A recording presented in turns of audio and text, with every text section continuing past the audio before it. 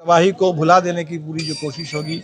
यहाँ बिजली है जनरेटर से, रात को 2 बजे के बाद कोई अंधेरे में लोग रहते हैं, तो ना तो लोगों के पास बिजली है, ना सुदामा जी ने खुद विधानसभा में रहते हुए भी, यहाँ के विधायक ने भी, सुदामा जी ने भी, हमारे विधायकों ने भी उठाया, और अभी जब से हम लोग संसद में गए हैं तब से उठा रहे हैं। जो पिछले बार का जो सांसद थे 10 साल से RK सिंह जी, मैं तो हैरान हूँ, वो तो बड़े मंत्री भी थे, बड़े पावरफुल थे, और इतने पावर है तो यूपी वाला जो सांसद थे बलिया के, उन्होंने तो अपने हिस्से में थोड़ा बहुत कुछ काम करा करके अपने हिस्से को बचा लिया, और यहाँ का पूरा इलाका जहाँ इतने ताकतवर मंत्री थे और सांसद थे, आज कहाँ चली आई, कैसे ये हो रहा है। तो हमें तो लगता है कि ये कोई भी नीति वो ऊपर दिल्ली में बैठ करके, पटना में बैठ करके, ठंडे कमरे में बैठ करके नहीं हो सकती है। जवैनिया गांव बाढ़ पीड़ितों से मिलने आए हैं, क्या जानकारी मिली आपको? देखिए, हम तो जायज़ा लेने के लिए आए थे कि 2-2.5 महीने हो गए तो लोग किस स्थिति में आज हैं, सरकार ने क्या किया और आगे क्या करने की ज़रूरत है। तो जो हमें जानकारी मिली, ये तो बहुत ही शर्मनाक स्थिति है।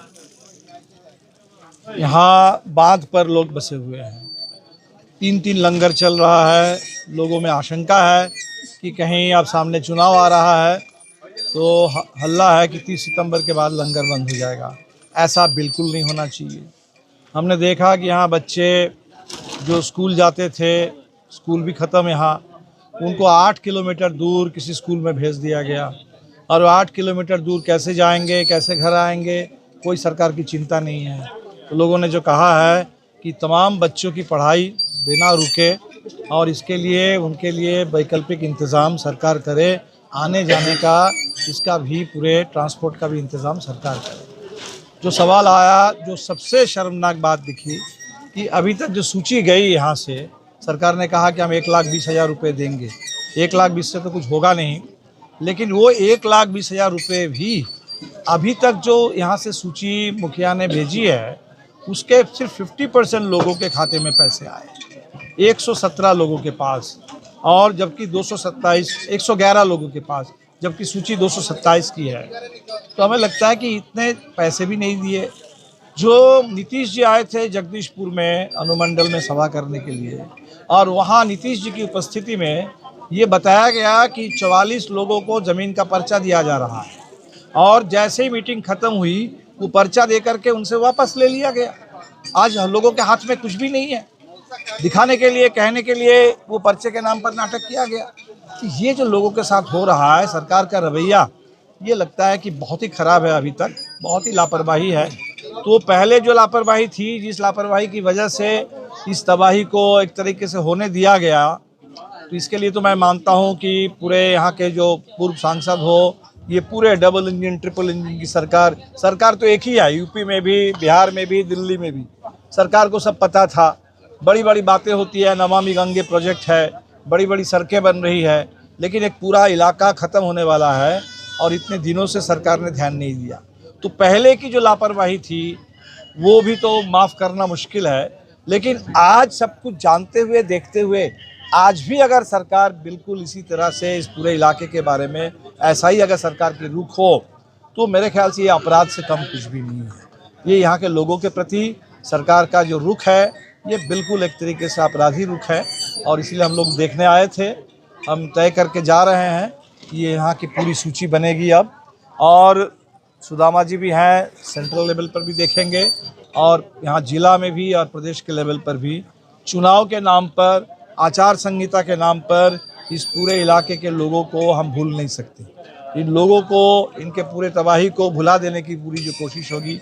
यहाँ बिजली है जनरेटर से, रात को 2 बजे के बाद कोई अंधेरे में लोग रहते हैं, तो ना तो लोगों के पास बिजली है, ना यहाँ कोई बीमार पड़े उनके लिए इलाज का कोई इंतज़ाम है, ना बच्चों के लिए कोई इंतज़ाम है, और ना तो उनके ज़मीन के बदले ज़मीन, मकान के बदले मकान, जो सही ढंग से पुनर्वास होना चाहिए, ये पुनर्वास के कोई इंतज़ाम है। तो पुनर्वास हो, पूरी राहत मिले, और पुनर्वास का भी पूरी गारंटी है। क्या लगता है सर, गलती किसकी है जिसके चलते इतनी बड़ी ट्रेजेडी हुई? यहाँ दोषी कौन है? नहीं, दोषी तो निश्चित तौर पर मैं तो कहूँगा कि भाई सरकार, क्योंकि ऐसा तो नहीं है कि सरकार को पता नहीं है, पहले भी इसको लेके हल्ला होता रहा है, पहले भी कटाव हुआ है, हमारे सुदामा जी ने खुद विधानसभा में रहते हुए भी, यहाँ के विधायक ने भी, सुदामा जी ने भी, हमारे विधायकों ने भी उठाया, और अभी जब से हम लोग संसद में गए हैं तब से उठा रहे हैं। जो पिछले बार का जो सांसद थे 10 साल से, RK सिंह जी, मैं तो हैरान हूँ। वो तो बड़े मंत्री भी थे, बड़े पावरफुल थे, और इतने पावर है तो यूपी वाला जो सांसद थे बलिया के, उन्होंने तो अपने हिस्से में थोड़ा बहुत कुछ काम करा करके अपने हिस्से को बचा लिया। और यहाँ का पूरा इलाका, जहाँ इतने ताकतवर मंत्री थे और सांसद थे, बड़े विकास की बात करते थे, और इस पूरे इलाके के बारे में उन्होंने कुछ किया नहीं, और तब भी नहीं किया, और अभी भी परेशान है कि चुनाव कैसे हारे, किसने हरा दिया, क्या किया, चुनाव की समीक्षा किए जा रहे हैं। तो खैर उनके बारे में क्या कहना है, ये भारतीय जनता पार्टी, उसका तो है ही, रूह किसी तरह का होता है। लेकिन हमारे लिए सबसे बड़ा चुनौती इस समय है, इस पूरे इलाके में सांसद सुदामा जी हैं, पूरे शाहपुर में भी महागठबंधन के उम्मीदवार हैं, विधायक हैं, तो पूरे क्षेत्र में आरा और बरहाला छोड़ करके पूरा महागठबंधन को उस समय भी भारी बहुमत मिला था। लोकसभा चुनाव में भी पूरे शाहाबाद से हमें ही यहाँ से पूरा मैंडेट मिला, और इसीलिए हम अपनी जिम्मेदारी को समझते हैं, और निश्चित तौर पर हमारे तमाम साथी मिल करके हर स्तर पर दबाव दे करके इस पूरे इलाके में जो पीड़ित लोग हैं उनके राहत और पुनर्वास के लिए, उनके न्याय के लिए, उनके सम्मान के लिए हम लोग पूरी कोशिश। यहाँ के जो वर्तमान विधायक है उनके द्वारा 2023 में सदन में आवाज उठाया गया था कि कटान हो रहा है। सरकार का जवाब आया कि कटाव नहीं हो रहा है, जबकि उस समय महागठबंधन की सरकार। बिल्कुल, हमें लगता है कि सरकार, अगर कोई भी, जो भी सरकार हो, नीतीश जी उस समय भी मुख्यमंत्री थे, तो किसी भी सरकार को जब कोई विधायक कोई शिकायत करते हैं, किसी पूरे इलाके के बारे में कोई चिंता विधानसभा में अगर जाहिर होती है, सरकार को तो उसको गंभीरता से लेना चाहिए। और इसीलिए ये कटाव के बारे में लोग शिकायत कर रहे हैं, लोग जानते हैं, लोगों का अनुभव है इस पूरे इलाके में गंगा का क्या धारा कहाँ किधर थी और आज कहाँ चली आई, कैसे ये हो रहा है। तो हमें तो लगता है कि ये कोई भी नीति वो ऊपर दिल्ली में बैठ करके, पटना में बैठ करके, ठंडे कमरे में बैठ करके नहीं हो सकती है, वो तो लोगों से बात करके ही बात हो सकती है। तो लोग यहाँ, उनके पास सारा अनुभव है, किस तरह से काम होना चाहिए, क्या मटेरियल यूज़ करना चाहिए, सब कुछ। और जो भी इंजीनियर हैं, सरकार के प्रतिनिधि हैं, वो अगर लोगों के अनुभव से मिला करके काम करे तो निश्चित तौर पर इस इलाके को बचाया जा सकता है। और अगर ऐसा नहीं हुआ तो आज एक गांव गया, कल पूरा पंचायत चला जाएगा। क्या दामोदरपुर पंचायत है, हाँ, दामोदरपुर पूरा का पूरा पंचायत ये खतरे में है। और हमने देखा कि यहाँ कुछ लोगों ने कहा अच्छी बात कि यहाँ कोई यूपी बिहार नहीं देखना है, ये 8 गांव है जो खतरे में है। एक गांव तो चला गया, लेकिन और भी उसमें 3 गांव 4 गांव शायद यूपी में है, 4 या 5 बिहार में आता है।